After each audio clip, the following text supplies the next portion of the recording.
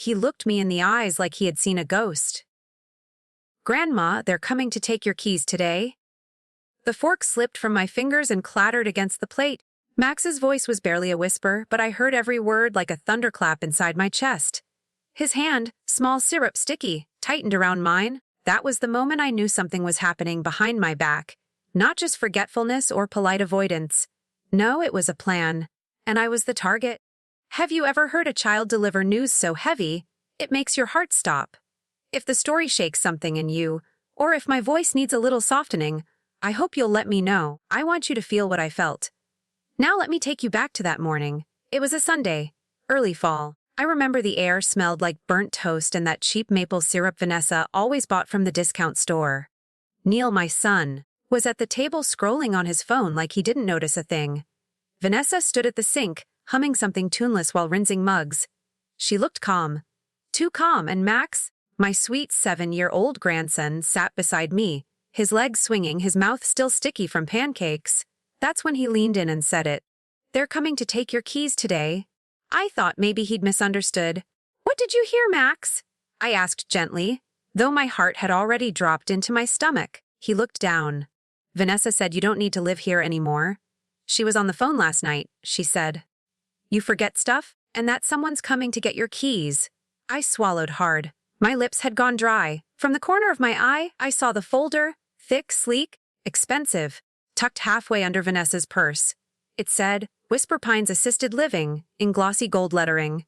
I clenched my napkin in my lap to keep my hands from shaking. So this is how it begins, I thought. Not with a family meeting, not with concern, but with arrangements made in silence while I poured juice and smiled at everyone like a damn fool. Vanessa turned from the sink and looked right at me. "You've been quiet this morning, Maureen," she said with a smile that didn't reach her eyes. "Everything all right?" I wanted to scream. I wanted to throw the folder at her and demand answers. But instead I said, "The eggs are cold, and the coffee is weak." And Neil didn't even flinch. He kept scrolling. That building, the one we were sitting in, the one they thought I was just living in. I built it. I wired its elevators. I know the sound of every creak in the pipes, the smell of the basement fuse box, the temperature shift on each landing. I memorized it like a mother memorizes her baby's cry. It's not just my home. It's my life. I reached for the sugar canister, the ceramic one with the chipped edge. My hand paused over it. I remembered buying it alone that same fall Walter died.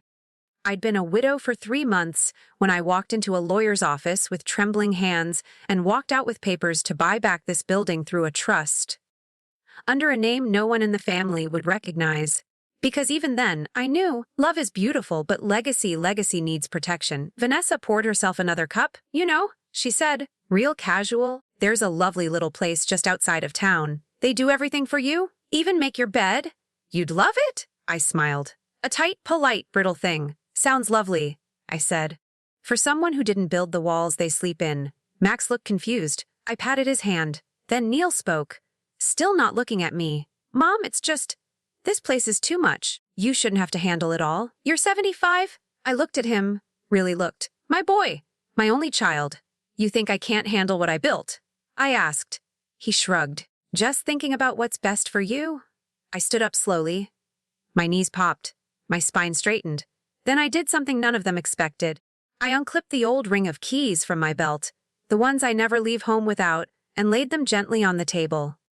Vanessa's eyes flicked toward them, hungry, but I kept my fingers on the metal. Let them wonder. Let them think today might be the day I give up. Let them believe I'm ready to hand over the keys, the building, the life I spent 4 decades crafting. Because what they didn't know was that those keys weren't just keys. They were proof of ownership, proof that I wasn't just the old woman on the 2nd floor. I was the owner of the whole damn building. And I wasn't going anywhere. I was 22 the first time I opened an elevator panel. Back then, women didn't fix elevators. We were expected to ride them, smile, nod, maybe press a button for someone. But fixing them, that was a man's job, crazy la dangerous. And I wanted it more than anything. I remember standing in the narrow shaft of the old courthouse downtown, Boulder, 1970. I wore steel toe boots 2 sizes too big and a borrowed canvas jacket that smelled like solder and rust. The supervisor looked me over and said, "You sure you're in the right place, sweetheart?" I didn't flinch. "I'm here for the wiring test." He handed me a rusted flathead and pointed to a panel with a flickering button. Then go ahead. Tell me why that call button keeps buzzing. My hands were shaking, I remember that. But I also remember the moment my fingers touched the wires. The hum in the steel. The way the brass screws warmed under my grip. It was like reading a language only I understood. A minute later, I tightened a loose terminal, stepped back, and pressed the call button. It glowed steady. The supervisor muttered something under his breath. Then he said, "Well, damn. You're hired." From that day on, elevators weren't just machines to me. They were puzzles companions. Each one had a rhythm, a sound, a sense. Some squeaked on the way down, others shivered slightly before stopping. They aged like people, quietly, stubbornly, and I learned to listen. When Walter and I met, I was 3 years into the job. He was tall, soft-spoken, a structural engineer who designed building frames across the Front Range. Our first conversation wasn't about love or dreams. It was about pulleys.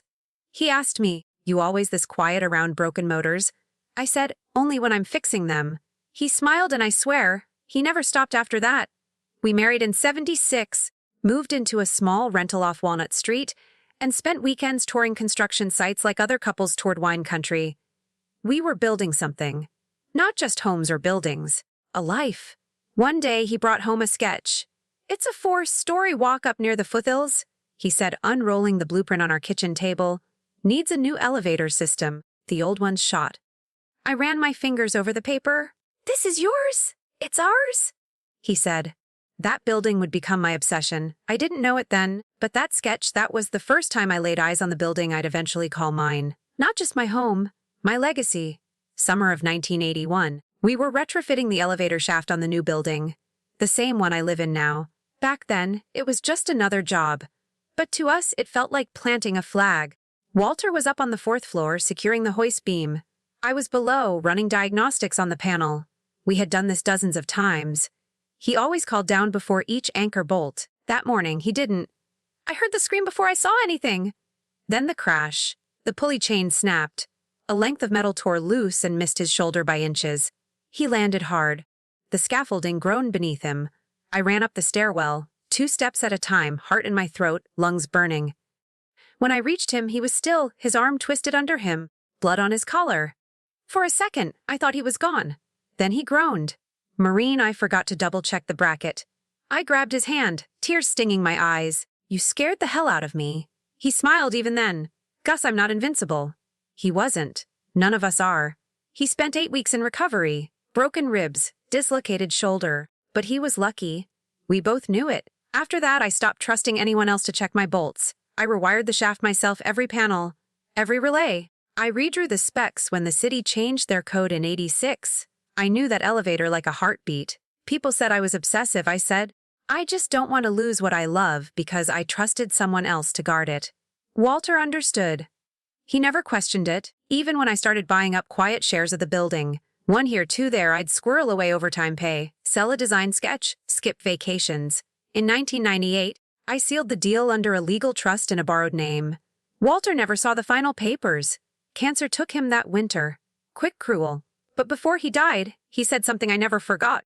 "You protect what you build, Maureen. Don't let anyone take it from you, not even family, if they forget what it cost." Now, decades later, I still hear him. Every time I press that elevator button. Every time I feel the keys in my pocket. And every time someone calls me old or fragile or in the way. Because they think it's just a building. But to me, it's proof I never let go. "Mom, we need to talk about the future," Neil said, eyes still glued to his phone. Vanessa sat across from me, one leg crossed over the other, perfectly manicured fingers wrapped around a coffee mug that wasn't hers. She had brought it from her apartment, sleek, white, modern. It looked foreign on my oak table. "Maureen," she said, using my name like we were strangers. "We've noticed a few concerning things." I didn't respond, just stirred my tea. She continued, her tone syrup, sweet but pointed. "Last week, you left the stove on. The pilot light, remember? Max nearly touched it." Max looked up confused. "That was one time," I said calmly. Neil finally looked at me. "It's not just that. You missed Max's school pickup? Twice." My hand clenched under the table. The bell changed. "I told you. You never updated your calendar." Vanessa leaned forward. "And you've been forgetting your mail, your bills. The power company called twice this month." I could feel the burn in my cheeks, not from shame, but from fury. They were building a case, laying bricks with every word. I looked at Max, hoping to find comfort in his little eyes. But he was staring at me like I might disappear. Neil started pacing. We're not trying to upset you. It's just, maybe it's time you think about living somewhere with support. With structure. I raised an eyebrow. You mean a home? He winced. Vanessa didn't. She's not getting any younger, she said flatly. And this place is too much. Too big, too old. She tapped her nails on the folder she had brought in. Look, there's a property management group interested in buying. Full cash, they could turn this place around. Make it usable. I stared at her. Usable? This building wasn't a failed flip. It was my spine. My story. Vanessa, I said, voice tight, what do you really want? She blinked. Excuse me? Because it sounds like you don't just want me out. You want in. She stiffened. That's not fair. No, I said. It's familiar? Neil raised his hands. Can we not do this now, please? I laughed. Quiet, bitter. You came into my house, sat at my table, drank from my cup, and told me I'm no longer fit to live in the place I built. Vanessa stood, her voice colder now. We're just trying to help you make smart decisions before you can't anymore. The room went still. Max's small hand reached for mine again. I held it tight. I didn't cry. I didn't scream. But something inside me twisted, and in that moment, I realized they had already decided. This wasn't a conversation. It was a farewell. I closed the door behind me without a word. The hallway seemed colder than before. Or maybe it was just me? My slippers whispered against the floor as I moved down toward my room. Second door on the left, across from the stairwell I once rewired by hand. Inside, I sat on the edge of the bed, fingers tracing the seam of the comforter I had sewn myself in 1989. I remembered every stitch, every patch of leftover fabric from Max's baby blanket.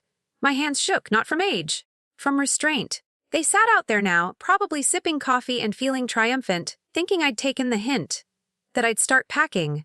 That I'd quietly fade, like some postcard from a forgotten life. But I wasn't gone. Not yet. A soft knock interrupted my thoughts. Then a whisper. Grandma. Max peeked through the door, eyes wide, uncertain. Can I come in? I nodded. He shuffled in, holding a crumpled piece of paper. His socks were mismatched, one blue, one red, and his hair stuck up in 3 directions. I loved him so much it made my chest ache. He climbed onto the bed beside me and handed me the drawing. It was a building. Our building. Crooked windows, lopsided doors. But at the top, in shaky block letters, it read Grandma's elevator house. I smiled, the first real one all day. You drew this? He nodded. I even put the elevator button, see? It's gold, like the one you fixed when it got stuck. I looked closer. He'd drawn a small stick figure holding a ring of keys. Is that me? He shrugged.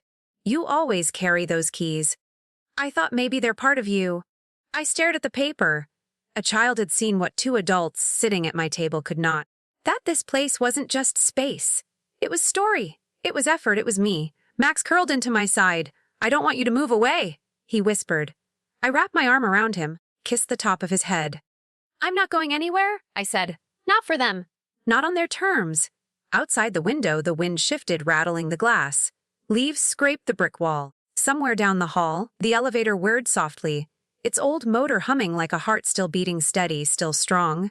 I held the drawing tighter. I'd been insulted, dismissed, reduced to a burden. But I wasn't broken. Not yet, and I wasn't done. Not by a long shot. That night, after Max had gone to sleep and the house was finally quiet, I sat down in my old roll-top desk. The drawers creaked. Everything in that desk had its place. Folders labeled in faded marker.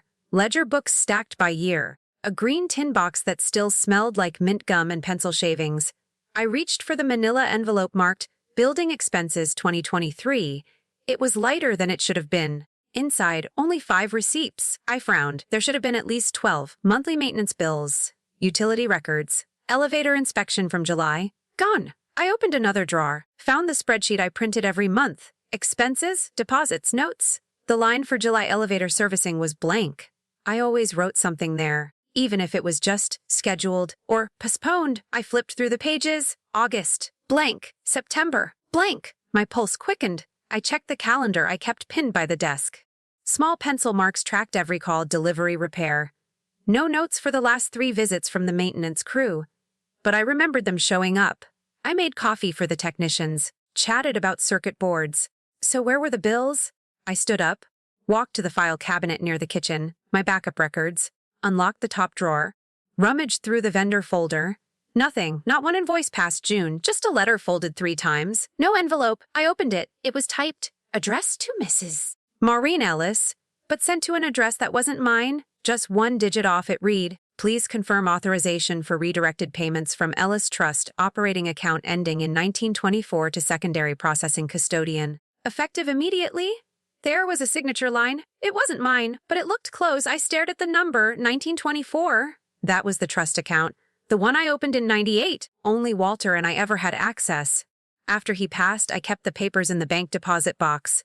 No one else should know about it. I sank into the chair. Cold sweat dampened my back. Someone had redirected my payments. Someone had forged my name. I dug through another drawer, pulled out the black ledger, the one I hadn't opened in months, flipped to the back. A note in Walter's handwriting, account 1924 monitor monthly. If anomalies, call Thomas directly. Thomas was our old lawyer. Retired 5 years ago. I had ignored the account since then.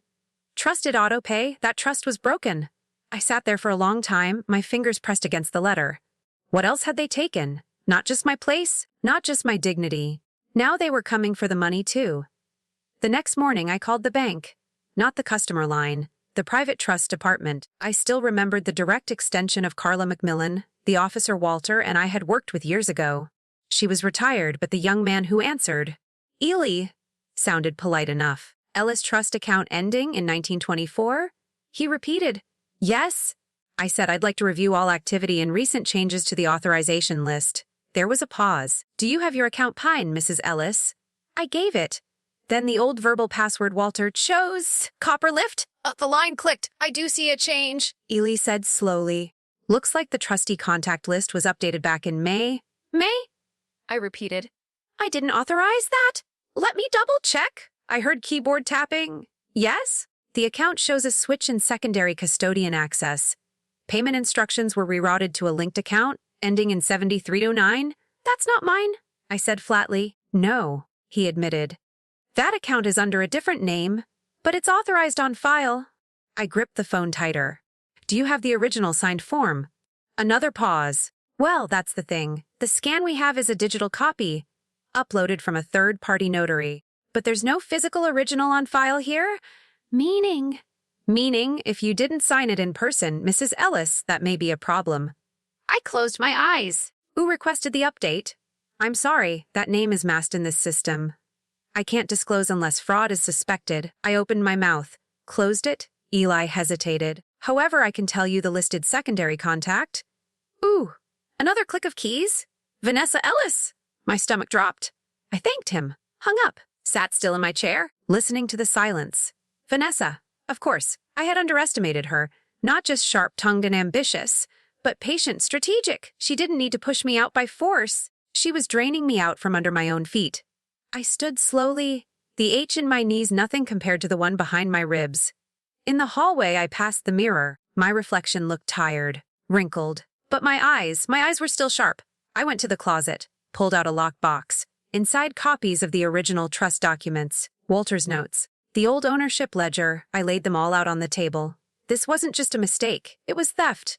And I was going to prove it.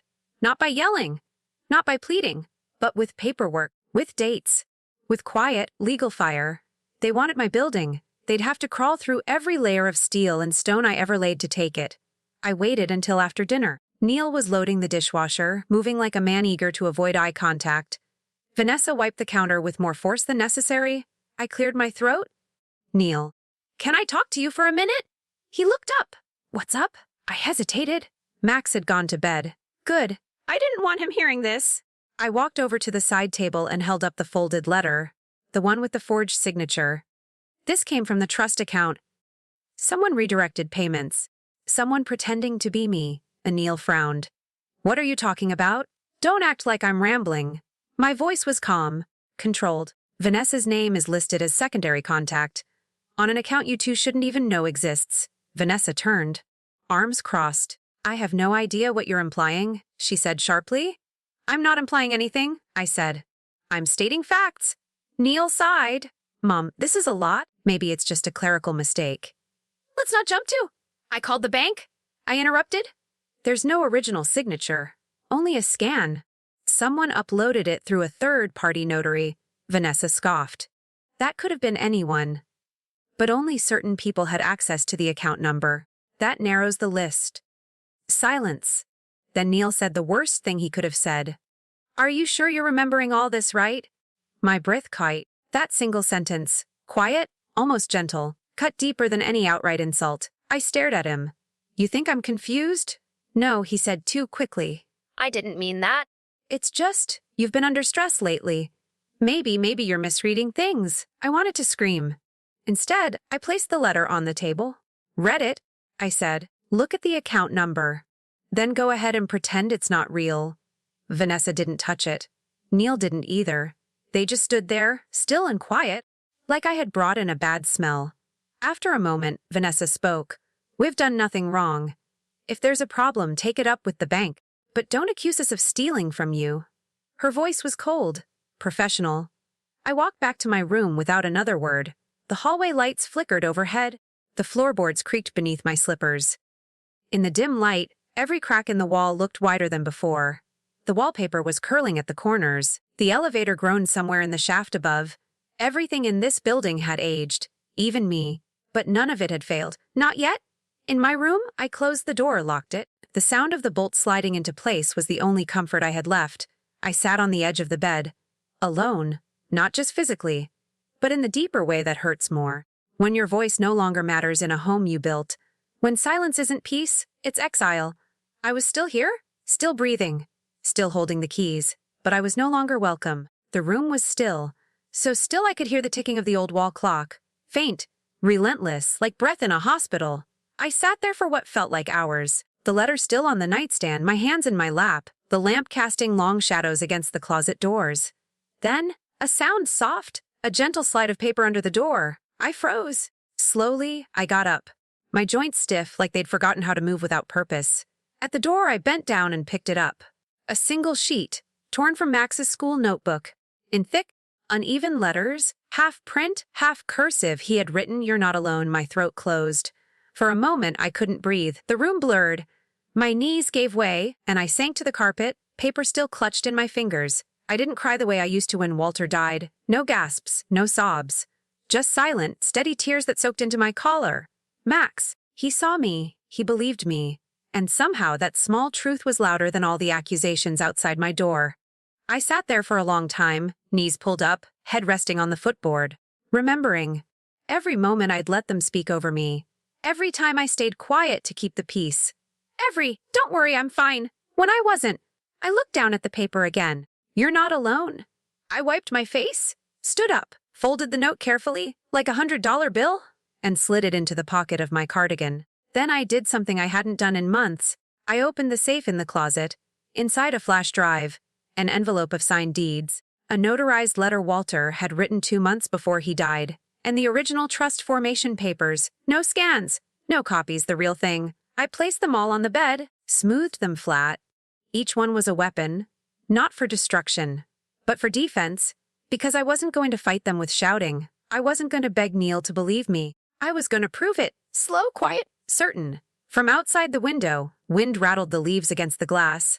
But inside it I was steady. I sat back at the desk, turned on the small brass lamp, and began making a list. People I could still trust, files I needed to print, laws I needed to read again. This was my life, and I would not be pushed out of it.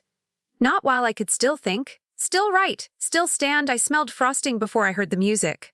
Buttercream, synthetic strawberry. It drifted up the elevator shaft, sweet, heavy, out of place. When the doors slid open, the lobby was unrecognizable.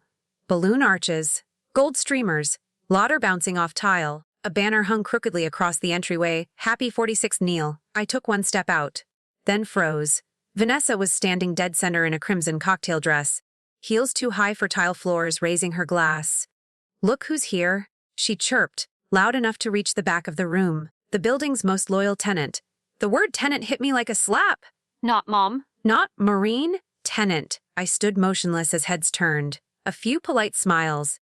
Mostly confusion. Then someone near the coffee cart would, "That's his mom." Vanessa moved on, clinking glasses with a man in a tailored vest. I recognized him. Jason Fry. Local broker. His face was on half the mail I threw away. I walked to the edge of the room, near the mailboxes. No one noticed. I wasn't invited. The punch bowl smelled of flat ginger ale. Music hummed overhead, something upbeat, synthetic. I could barely hear myself think. Neil appeared with a paper plate of cake, chocolate crumbs dusting his shirt. "Oh, Mom, you came. I live here," I said. He didn't respond. Just smiled and drifted away, swallowed by a wave of laughter. The room pulsed with conversation. My building, my lobby, but every square foot felt like rented space. Vanessa called out again, "Sorry for the mess. We had to rearrange some things. This building's always been a little dated." Someone laughed too loud. Another chimed in. "She means historic." More laughter. I gripped the handrail near the elevator. Paint chipped beneath my thumb. Then, the elevator dinged behind me. Max stepped out holding a glittery card. He scanned the room, saw me. His face lit up. "Grandma," he ran over, card shaking in his hand. "Look, I made this for Dad." "But I drew you too." He opened it. 2 stick figures holding keys. Best team ever. My chest burned. I touched the drawing like it might disappear. Before I could thank him, Vanessa's voice rang out again. "Max, don't hover. Let Grandma do her rounds." People laughed. Not all, but enough. The kind of laugh that bites. Max looked confused. He turned toward me. "Did you bring your keys?" he asked quietly. "Always? Can I ride the elevator with you later?"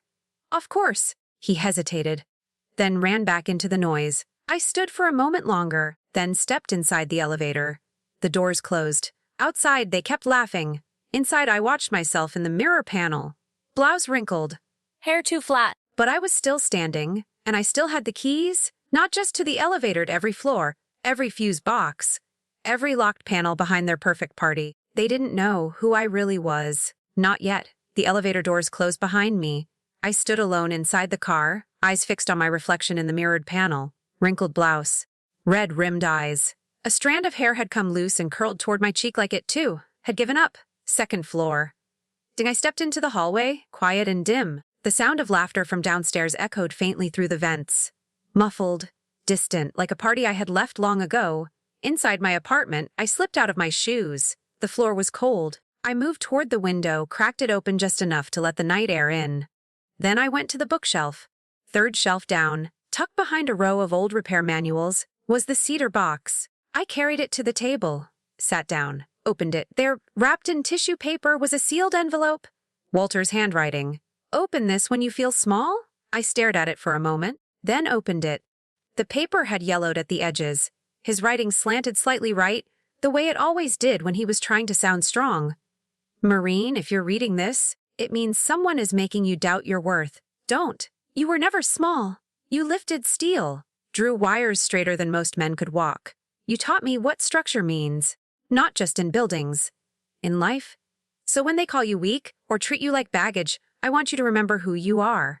You were the one who stood in the shaft, not the one waiting in the lobby." I folded the letter carefully, held it to my chest. For a long time, I just breathed.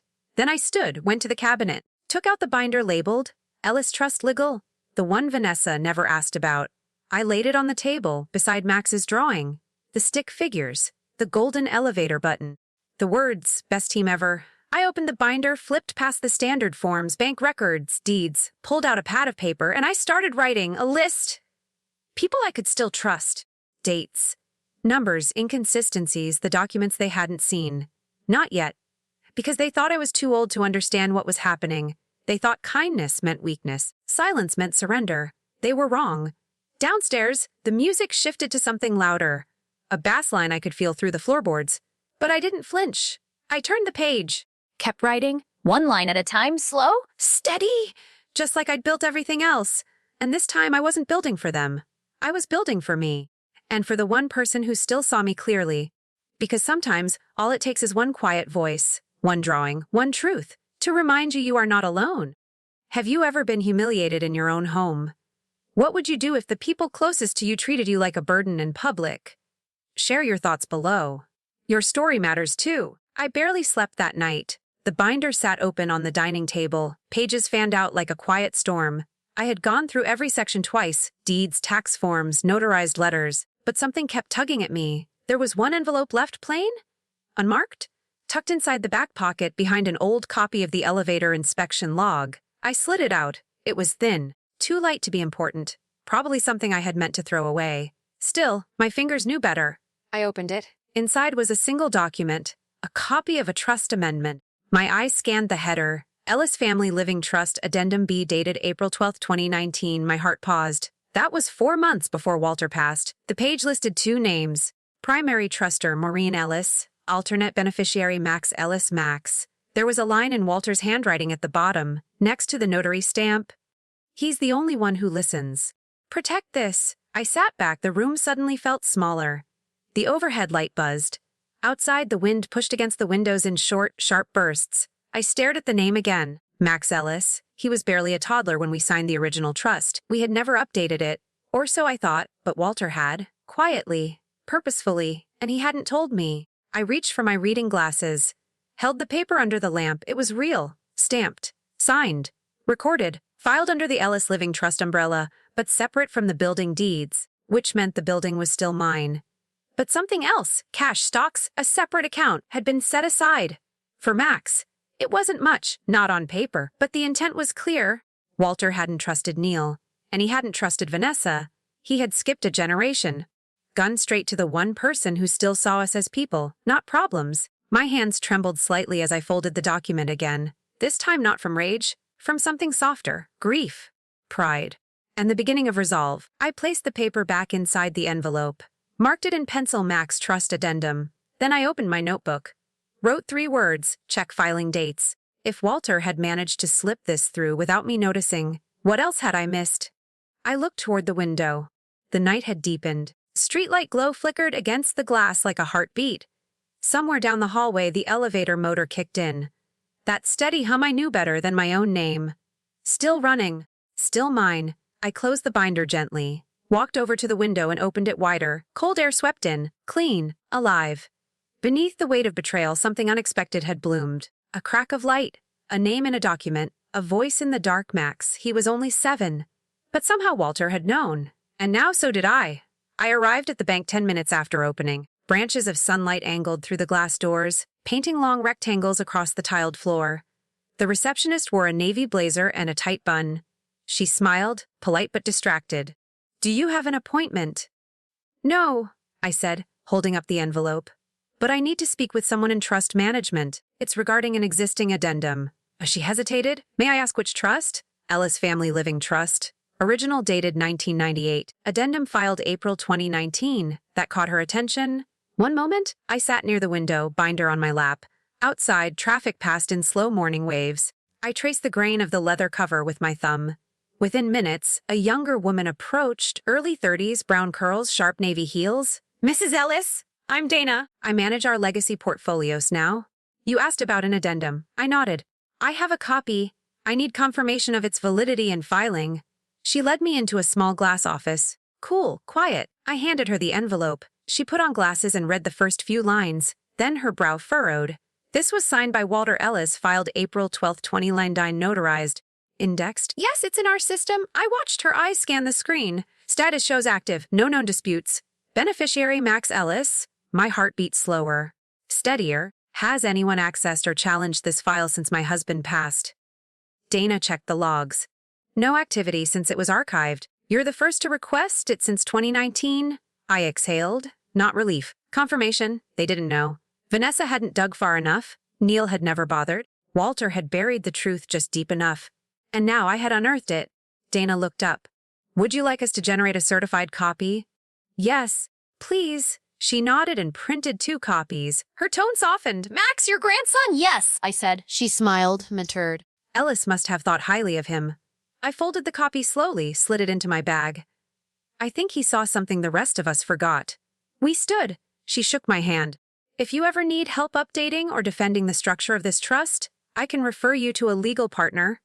"I may need that soon," I said. I left the bank with the wind cool against my neck. The sun had risen higher now, enough to warm the sidewalk. Each step home felt more solid. Upstairs, I opened the binder, slipped the new certified copy inside a plastic sleeve. Max's drawing still rested inside the front pocket. A little faded. Still bright? I touched it once gently. A legal truth and a child's truth now aligned. I sat down, opened a blank page in my notebook, wrote in block letters they don't know Max is protected. Then added, do not tell. Not yet. Let them show who they really are. I underlined it twice. My elevator creaked somewhere in the building. The shaft I once built, the engine I once rewired. Still moving. Still mine. And now my grandson had a piece of it too. Not just legally, but legacy. I closed the binder and smiled quietly. For the first time in weeks, sleep never came. I lay still in bed, staring at the ceiling, the pattern of old paint rippling under the faint light from the street lamp. The house breathed around me. Pipes clicked. The wind pushed gently at the windows. My body was tired, but my mind would not rest. At 3:12 a.m., I gave up. I slipped on my robe, walked barefoot into the kitchen. The tile was cold beneath my feet. Familiar. Grounding. I didn't need bright light. I switched on the small lamp above the sink, the kind Walter used to call battle lighting. The binder sat on the table where I had left it. I pulled out a chair. Opened it. Max's name. Black ink. Legal proof. Right there on the addendum Walter filed in 2019. He had done it without telling anyone, not even me. I took a deep breath, then pulled out Walter's letter again, the one labeled, "Open this when you feel small." I had opened it before. This time, I read slower. You built systems that never failed, Maureen. Let them try to take what you laid with your hands. They'll find you in every bolt and wire. The tears didn't come. Not this time. I was past that. I closed the letter, folded it with care, slid it into the back sleeve of the binder. Then I picked up my notebook, turned to a fresh page. At the top, I wrote what I still control. I made the list. Master keys, building deed, vendor contracts, elevator panel, override codes, basement file vault, all original trust paperwork. I paused. Flipped to the next page. Wrote, what they don't know, Max, is legally protected forgery used to redirect funds. Contact logs confirm no access since 2019. Trust documents remain valid and intact. Each word settled something inside me. Not fire, steel, quiet. Precise. I added a third heading. Next steps: call Walter's old lawyer, secure backup copies, off-site review vendor payments, record personal affidavit review power. Of attorney filings. I stopped, looked around the kitchen. The fridge buzzed softly, the radiator hissed. Outside, the sky was starting to shift, a faint orange line against the dark dawn. I hadn't slept, but I didn't feel weak. I felt awake, more than I had in weeks. I closed the notebook, took the list with me to the counter, put on a kettle for coffee. 1 mug, no sugar, not because I needed the energy, but because I was beginning the day, not with fear, not with bitterness, with clarity. This was still my home, still my name on the papers, still my hand on the keys. And I wasn't finished yet. The next morning, I dressed in gray slacks and a navy sweater, simple, sharp, the kind of outfit Walter used to call my engineer armor. I took the 8030 bus downtown. The streets of Boulder were just waking up. Dog walkers, cyclists, the smell of baked sourdough drifting from the corner cafe. I didn't stop. Thomas Carr's office was above a tailor's shop. Narrow staircase, brass plaque, same as it had been 15 years ago. I knocked. The door creaked open. He looked older now, more stooped, glasses thicker, but his eyes lit up when he saw me. Maureen Ellis, he said, stepping aside. Haven't heard that name in too long. Sorry to come without warning. Please, come in. I still owe Walter more than one favor. The office was warm, smelled of paper and lemon polish. A single window overlooked the alley. I handed him the envelope, sat across from his oak desk. He read in silence, then adjusted his glasses. This is clean filed. Timed appropriately. He tapped the margin where Max's name appeared. Most families wait too long to protect the next generation. Walter didn't. No one else knows about it, I said. That might be your greatest strength. He leaned back. The building deed's still in your name. The trust remains active. Whoever tried to reroute funds through that scan didn't expect you to fight back. Because they think I won't, I said. Thomas looked up. But you are. I nodded once. He opened a file drawer, pulled out a yellow notepad. If you want to challenge the forged update and restore exclusive control, we'll need 3 things. I have them, I said. He didn't blink. First, certified proof of the forgery. Second, a witness list of financial access. Third, a legal statement from you, timeline, key events, and intent. He paused. You'll also need to decide if this stays private or goes to court. I didn't answer right away. He watched me, then asked the real question. Are you ready to see this through? The words landed quietly.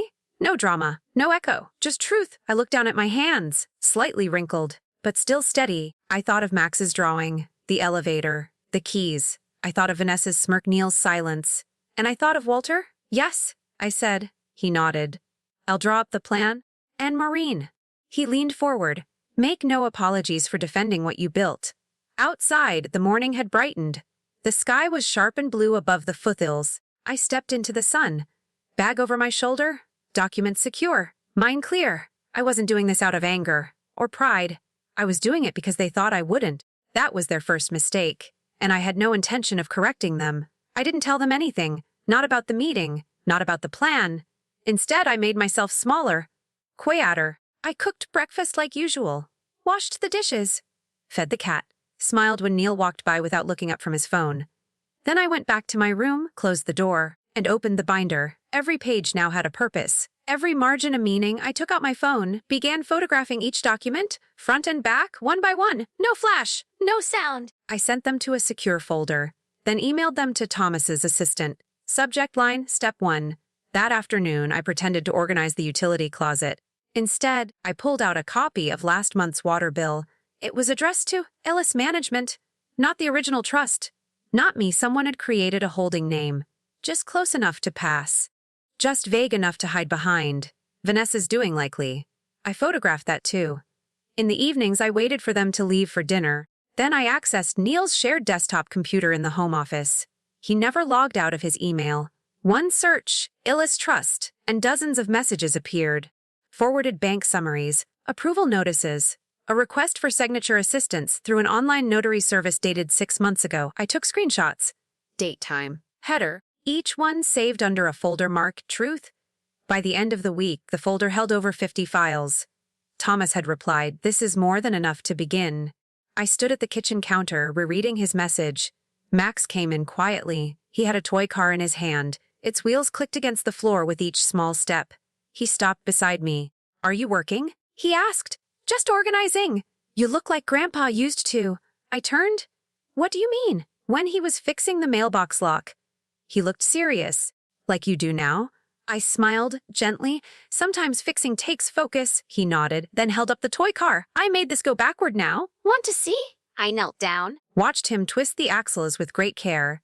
"That's impressive. Do you think Grandpa would like it?" "I think he'd be proud." Max looked up. His eyes were sharp, curious. But he didn't ask more, and I didn't offer. That night, I made a copy of the certified trust papers, slipped them into an envelope, walked down the back stairwell and tucked it behind the loose brick near the basement fuse box. I had hidden documents before. Blueprints, repair notes, even a letter to myself during Walter's last hospital stay. But this was different. This wasn't hiding. This was preserving. The difference mattered. On Sunday morning, I found another water bill slipped under the front door. Ellis Management again. But this time, the sender had attached a handwritten note. "Would be great if you could cover this quarter. Maureen." No signature. No, please. Just expectation. I folded the paper slowly, then added it to the folder. Let them assume I'd pay. Let them assume I wouldn't speak. That assumption was the softest part of their plan, and the first to collapse. On Monday morning, I walked 2 blocks to the post office. I brought no bag, no purse. Just one manila envelope tucked under my coat. Inside were all the printed documents, trust papers, screenshots, forged invoices, my written affidavit. I asked for certified delivery. The clerk looked up. "Do you want insurance?" I nodded. "Yes, full value." When I stepped back outside, the wind had picked up. It tugged at the collar of my coat, but I didn't pull it close. I welcomed the chill. It reminded me I was still here. That afternoon, I called the elevator maintenance company we had used for decades. "Hi, this is Maureen Ellis. I'd like to review our current service agreement." The man on the other end paused. Ah, that's under Ellis Management now? "Not anymore," I said. "Please send a clean contract. I'll be the only authorized signatory moving forward." He didn't argue. He just asked for my email. By the next morning, I had the revised agreement printed and signed. 2 more calls, one to the plumber, one to the fire inspection team, went the same way, quiet, unnoticed, but effective. On Wednesday, I removed Vanessa's name from the shared property access list. The system admin sent confirmation within the hour. No fanfare, no alert. Just one less key code in the system. I opened the panel in the basement that evening, entered a new master override code. I paused before closing the hatch, then smiled. Upstairs, the apartment felt different, not louder. Just more mine. Max came in while I was making tea. He climbed onto the stool by the counter, toy robot in hand. Are we getting new people to fix the elevator? He asked. Yes, I said. Ones I trust? He swung his feet gently. You looked strong yesterday, like when you used to carry the toolbox. I looked over. Do I look strong now? He nodded. Like you know where all the wires go? I placed a cup of tea in front of him. No sugar. Just how Walter drank it. I sat across from him, watched the steam rise between us. You know, I said, sometimes being strong isn't about fixing everything at once. What is it about? Then, knowing what's worth saving. And starting there, he didn't answer, just sipped the tea carefully the way I had shown him.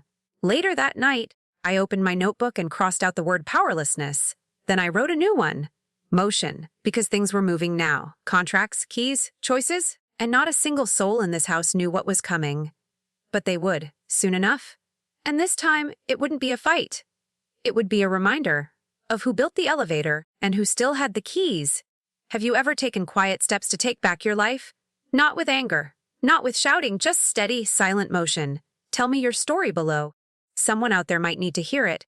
It was a Thursday, a week since I had mailed the envelope. 3 days since the vendor contracts were updated. 1 day since Vanessa sent an all-caps email inviting a potential buyer to tour or underutilized asset. She didn't know her email had bounced back. I had removed her access to the property management alias. Still, she scheduled the meeting, sent a calendar invite to Neil, printed brochures, booked a cleaner to spruce up the lobby. She even ordered pastries. At 8:55 a.m., I sat in my apartment with the live feed open on my laptop. The lobby camera showed the front desk, empty, calm, a small tray of croissants on the counter, paper napkins, polished tile. The new front desk assistant, Miguel, walked in at exactly 9. I had interviewed him quietly 2 days earlier. He was efficient, discreet, and didn't flinch when I told him, point blank, that the person who'd be most vocal in this building no longer had authority. At 9:04, the elevator opened. Vanessa stepped out, red heels, beige trench coat, folder in hand. She paused when she saw Miguel, then smiled tight, polite. I'm Vanessa Ellis. I have a 9015 showing. Miguel checked the list. Sorry, ma'am. You're not cleared for building access. She blinked. What? This property is under restricted management. You're not authorized to conduct tours or negotiations on behalf of ownership. Vanessa laughed. I've managed this building for over 5 years. Check again. Miguel didn't move. Your access was revoked last week. I'm happy to give you the contact information for current legal counsel. Her voice dropped. Who told you to say that? He handed her a card, no name. Just a number. My new legal rep. Vanessa stared at it like it might burn through her palm. Then she looked up. As Maureen behind this, Miguel didn't answer, because he didn't need to. On the screen, I watched her face shift. Not rage. Not panic. Just that flash of calculation. She took one slow step back, turned on her heel, and walked out the front door. The investor never showed. Neil never replied to her follow-up. And the tray of pastries, Miguel gave them to the mail carrier. I closed the laptop, leaned back in my chair. The sun had just moved past the edge of the balcony. The floor beneath me hummed. The vibration of the elevator returning to ground. The whole building moved, just slightly, like it remembered who was really in control. Vanessa slammed the apartment door hard enough to rattle the hallway mirror. I heard it from my kitchen. Downstairs, her heels struck the tile like gunshots. Neil trailed behind her, his voice low, confused. What happened? She locked me out, Vanessa hissed. Your mother locked me out of our own building. That doesn't make sense. I was removed from the vendor list. The desk boy gave me a number to some lawyer. She went behind our backs. Neil. Silence. Then the sound of a drawer yanked open. Paper rustling. A phone beeped. From my seat by the window, I could guess the rest. Vanessa was calling the bank, trying to bluff her way back into authority. She'd forget one key detail. She wasn't on the original trust. Upstairs, I picked up my phone and called Thomas. He answered on the second ring. Is it time? Yes, I said. Send the letter? He didn't ask which one. We had prepared 2 versions. One for court. One as a final warning. This was the latter, courtesy with teeth. He confirmed the email would be sent within the hour, along with a physical copy to their apartment door. I thanked him, hung up, and waited. 10 minutes later, a muffled voice echoed up the stairwell. Maureen's not listed. At all. I can't get into the account. Vanessa's voice was rising. That's not possible. I submitted the update form. You submitted a scanned signature? They flagged it. It was never approved. You mean? She still owns it? I stood and walked to the table, picked up the folder marked Ellis Correspondence. The letter inside had already been reviewed. Direct? A cease and desist. It stated clearly that Vanessa Ellis was no longer recognized as a representative or manager of any Ellis family property, that any attempt to conduct business on behalf of the trust would be met with legal action. The words were printed in black and white, no threats, just truth. Later that evening, Miguel texted me a photo. The envelope had been delivered to their door. He said Vanessa had stared at it for almost a full minute before picking it up. I replied with 2 words. Thank you. Then I sat on the couch, binder in my lap. The elevator rumbled quietly, a vibration beneath the soles of my feet. This time, it didn't feel like machinery. It felt like movement, like something long dormant had finally begun to rise. Not with noise, not with fire. But with precision, and it was just getting started. The yelling started just after dinner. Vanessa's voice shot through the ceiling, sharp as broken glass. You should have stopped her. I didn't even know she was doing it, Neil said. She blindsided us, took back everything. You said she was too tired to bother. Maybe we were wrong. I stood in the hallway outside my door. The words carried easily through the vent. She embarrassed me, Vanessa spat. In front of a client. In our own building. This isn't our building, Neil muttered. A pause. Then something hit the floor. A lamp. A picture frame. Max's voice followed, small and nervous. Mom, go back to your room, she snapped. I stepped back inside, closed my door, locked it, then walked to the mail slot. A single envelope waited there. Cream-colored, hand-addressed. No stamp, no return label. I recognized the handwriting instantly, Walter. I carried it to the kitchen, set it on the table. My fingers trembled slightly as I peeled the flap open. Inside one page, yellowed at the corners, folded twice at the top, he had written a single word. Contingency. Maureen, if you're reading this, something went wrong. Someone got greedy. Someone forgot where the foundation is. This isn't about trust anymore. It's about structure. If they betray you, don't argue. Don't chase. Just pull the bolts. You know where they are. Protect Max. Protect the legacy. You were always better at holding weight than anyone I knew. I sat very still. The refrigerator clicked on in the background. Outside, the wind had picked up again. The sound of leaves scraping the sidewalk. Upstairs, the voices had faded into a dull thrum, but my heart was loud. Walter had known. He had seen the cracks forming years ago, and still, he had trusted me to hold the walls steady when the shaking began. I folded the letter carefully, slid it into a new envelope, marked it Legacy Keep, then walked it to the basement. There, behind the fuse panel, I placed it with the other documents. Not because I needed to hide it, but because some things deserve to be buried deep. Not out of fear. Out of respect. When I came back upstairs, the building felt still, quiet, but not empty, full of memory, full of truth, full of the kind of strength that doesn't ask for applause. It just endures. And when it's time, it acts. I was still not tense, not frozen, just quiet. The kind of quiet that settles in after something breaks. Not from shock, from finality. I heard footsteps in the kitchen before sunrise. Drawers opening, the soft clink of a spoon against porcelain. Then nothing. No voices. No door slam at 7012. Max knocked on my door. Grandma? I opened it. He was already dressed for school. Hair still damp from the shower. Backpack on. He didn't say anything else. Just walked into my arms. We stood there for a moment. His head against my chest, my hand on his back. I didn't ask questions. I didn't need to. When he pulled away, he looked up. I like it when the house is quiet. So do I? I said. He smiled and turned toward the hallway. Neil was waiting near the front door. He didn't look up, just held the keys in his hand. I'll be back around 3, he muttered. All right, I said. He opened the door. Max paused before stepping out, then turned to me one last time. You're not scared anymore? I met his eyes. No, I said. I didn't think so. And then they were gone. I closed the door slowly, leaned against it for a moment. The silence wasn't empty now. It was clean. I walked into the kitchen, made a cup of tea, no rush, no noise.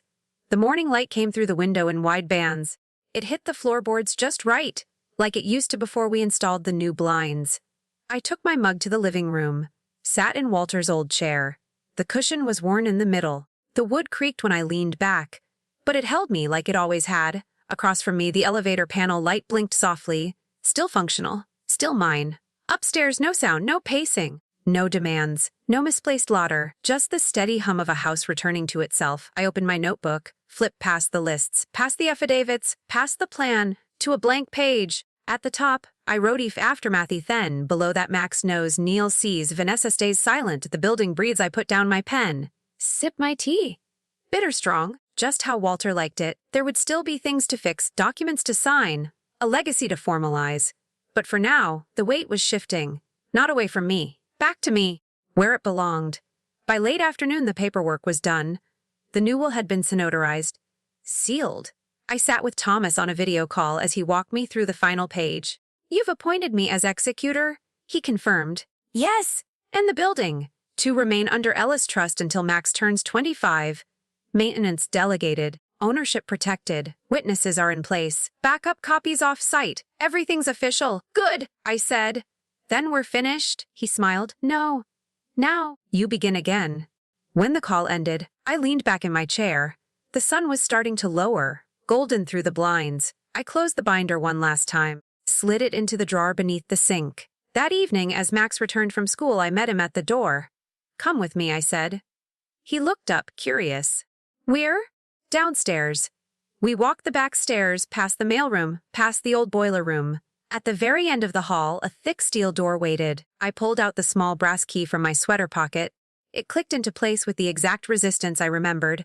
Inside, the room smelled of oil and metal. Cool. Dark. Familiar. This is the service bay, I said. Max stepped in beside me, eyes wide. The panel was still there, green buttons, worn dials, a faded schematic taped to the wall. Wow, he whispered. Is this where the elevator lives? I smiled. In a way? I pointed to a red switch. That resets the upper floor call box. But only if the system's running hot. He nodded like he understood. I crouched beside the base panel, opened the lower box. Wires ran neatly through a copper sleeve. Some I had bent myself, some Walter had installed before me. This was our language, I said. Your grandfather and I, we didn't always need words. He looked at me. Do I get to learn it too? I paused, then nodded. Yes, but not all at once. It's a language that takes time. He reached out, touched one of the switches lightly. It's warm. Because it's working, I said. We stood there a while, no noise. No teaching, just being. When we walked back upstairs, the hallway felt different. Not because anything had changed, but because I had shown him something real. Something not written in a contract or hidden in a vault. Legacy isn't only passed down through paper. Sometimes it hums through a copper wire. Sometimes it waits behind a locked door.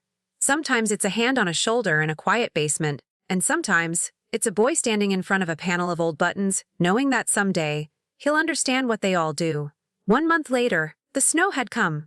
Soft, steady, the kind that made the sidewalks disappear and slowed the whole town to a hush. I sat by the window in my apartment, watching the flakes land gently on the iron railing outside. The kettle clicked off behind me. I didn't move. A piece of paper sat on the desk, folded in half, blank on one side. It had waited there for weeks. Today, I picked up my pen. Max, if you're reading this, it means I never got the timing quite right. It means I didn't find the words in person. Or maybe I did, but not enough. There's something I want you to know. This building, it wasn't supposed to last this long. When your grandfather and I designed it, we weren't thinking of legacy. We were just two tired people trying to make something work. Brick by brick, wire by wire. He handled the foundation, I handled the lift. We had arguments about bolt placement and access panels and paint color, but never about purpose. That part was clear. It wasn't about owning space. It was about giving it meaning. Later, after he passed, I almost sold it. Twice. Once out of fear. Once out of exhaustion. But I didn't. Because something in me knew there would be someone else. Someone who'd look at an old switchboard and ask what each button did.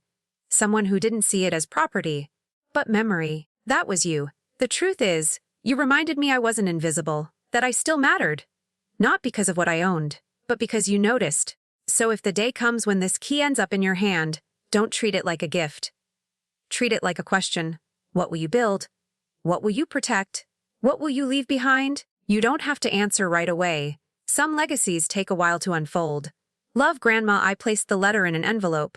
Wrote, for Max later, across the front. No date, no explanation, just a line he'll understand when the time is right. Outside, the snow kept falling. But inside, I felt lighter. Spring came quiet that year. The kind of spring where the trees hesitated, unsure if winter was truly over.